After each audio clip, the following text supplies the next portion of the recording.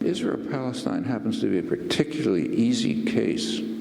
I mean, there has been an overwhelming international consensus for 35 years on how to settle the problem, short-term at least, namely a two-state settlement on the international border, which everyone agrees on, with the phrase was minor and mutual modifications. That was U.S. official policy until the U.S. departed from the world in the early 70s, as it did. That's just overwhelming. I mean, there was a Security Council resolution in 1976 calling for a two-state settlement. The U.S. vetoed it. And it just goes on from there. I won't run through it. But if you get till today, there's just overwhelming agreement. I mean, it includes all the Arab states for a long time. It includes Iran, the Organization of Islamic States. It includes Hamas, you know. In fact, everybody except the United States and Israel. So what has Obama had to say about this? Well, it's interesting. He has this great vision. But if you go below the vision and take a look at the words, it's a little different. So his only words so far, there are two really. One is to politely ask Israel to stop expanding settlements. Well, first of all, that's meaningless. The issue is the existence, not the expansion of the settlements. But furthermore, those words were also meaningless. He was quoting Bush. In fact, he was quoting what's called the roadmap, the official, supposedly the agreed upon scenario for moving forward. He was quoting it. Okay, that's meaningless, but that's part of his great vision. The other part, which is more interesting, was a few days after he took office. And he gave his one and so far only serious talk about Israel-Palestine. That's when he was introducing George Mitchell as his negotiator, which is a good choice if he's given any leeway. And Obama explained what he was going to do. He said, this was his, being very forthcoming to the Arab world. He said, well, there's a constructive proposal on the table, the Arab peace proposal, pat people on the head for producing it. And then he went on to say, well, it's time for the Arabs to live up to their peace proposal. They should start normalizing relations with Israel. Well, Obama's literate, intelligent. I suppose he chooses his words carefully. He knows perfectly well that that was not the Arab peace proposal. The Arab peace proposal re-endorsed the long-standing international consensus and said, in the context of a two-state settlement, the Arab states will proceed even beyond to normalize relations with Israel. Well, Obama picked out the corollary, but omitted the substance, which is a way of saying we're going to maintain our rejectionist stance. Couldn't have been clearer. And that's what's happened. With regard to his repetition of the call to stop expansion of settlements, he did go a little bit farther. Not he, but his spokespersons in press conferences. They were asked, is the administration going to do anything about it, and if Israel rejects it? And they said, no, it's purely symbolic. In fact, explicitly said that the administration is not going to do what George Bush I did. George Bush I had some light taps on the wrist if Israel continued to reject what the U.S. was asking for. Clinton pretty much withdrew that, and Obama withdrew it totally. He said, no, this is just symbolic. Well, that's telling Benjamin Netanyahu, go ahead and do what you like.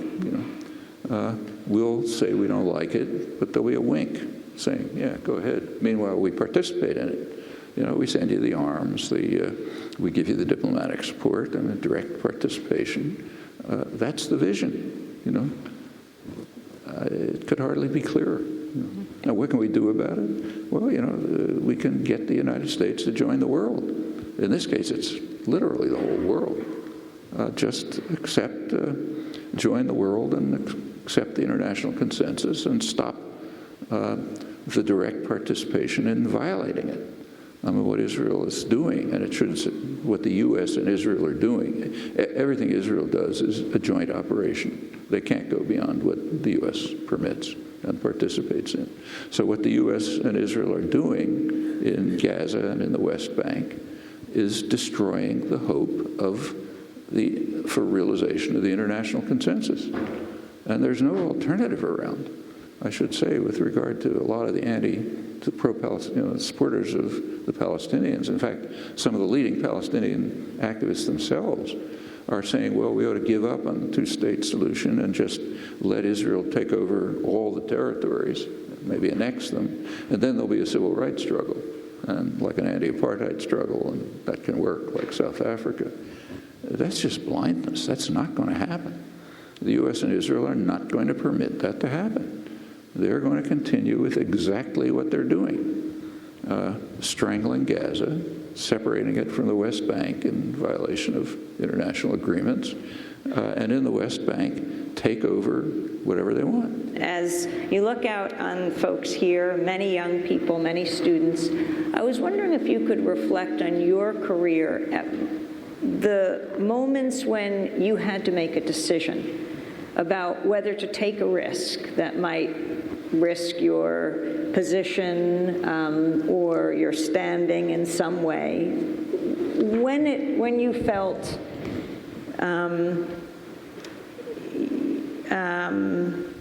what you say to people when it comes to issues of courage. Well, I don't like to talk about myself. It's not important, but since you asked a couple of times. The first time, I had been a political activist all my life, since childhood, when you talked about my newsstand and so on. But with regard to, say, really doing something, say, becoming involved with the non-existent anti-war movement, the first time was around 1962. You could see what was happening in 1962. It wasn't really concealed.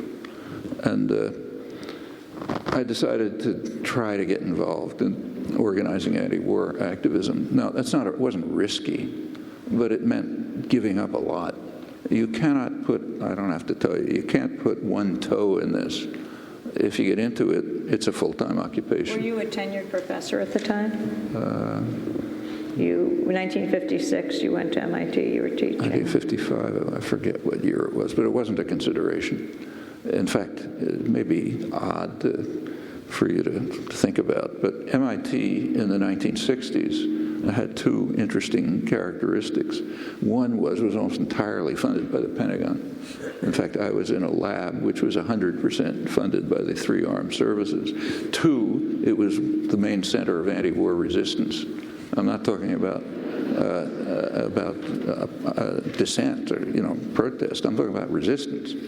Organizing resistance activities, illegal activities, and the Pentagon didn't care much because, contrary to what a lot of people believe, one of the main functions of the Pentagon is just to provide a cover for the way the economy functions.